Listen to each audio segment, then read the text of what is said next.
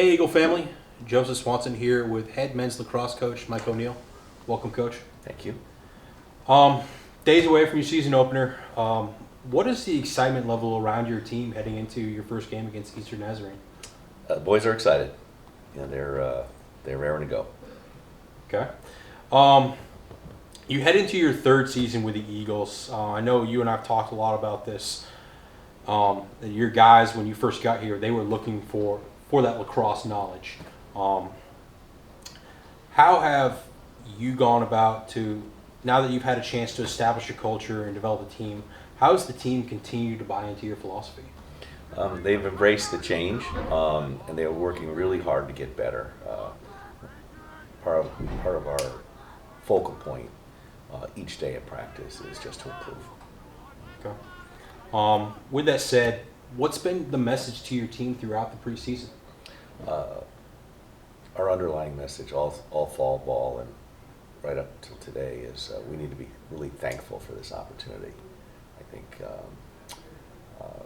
we have such a wonderful opportunity in front of us, and we need to be humble and we need to be thankful because we're doing things that many other places won't have this opportunity, and I think if we embrace the idea of being humble and thankful, then we're only going to be more successful. Okay. And for those that don't really know lacrosse well, if you were to look at a Coach O'Neill practice plan, I mean, it differs a lot from probably what a lot of other Division III schools are doing. I mean, you've taken a lot from coaching overseas and then the Division I levels. You do a lot of higher level drills. How do you feel your experiences throughout your career have enabled you to develop these types of practice plans?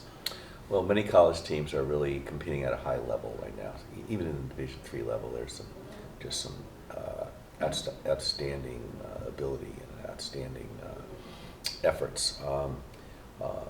Today versus 30 years ago, there's a lot of resources out there to allow the kids to get better.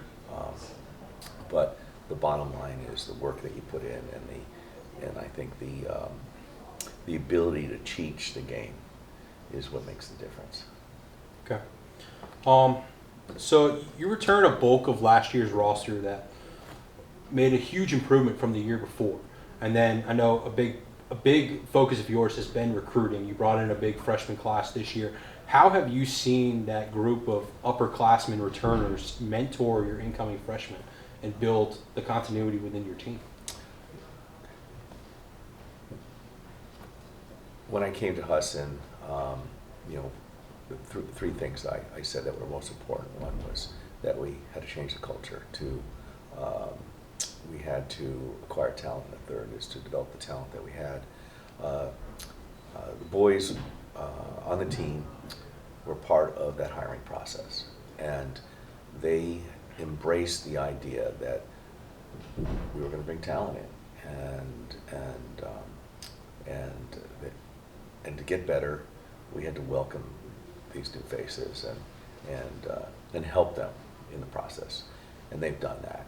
They've been just terrific as far as welcoming these new guys and helping them so that they've been successful. And one thing that is really illustrated is the team GPA went way up this fall, and they've established the concept that there's student athletes they have to work really hard in the classroom before they even get on the field, and that has been a theme for us.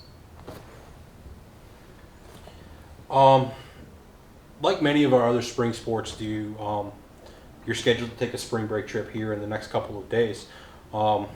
Yours is a little different than a lot of the other sports, but you're scheduled to do almost 3,000 miles in the span. You play 5 games in 9 days. With your preseason practice, how do you prepare your team for a grinding schedule like that? And then further off that, how does this trip like this prepare your team for the season?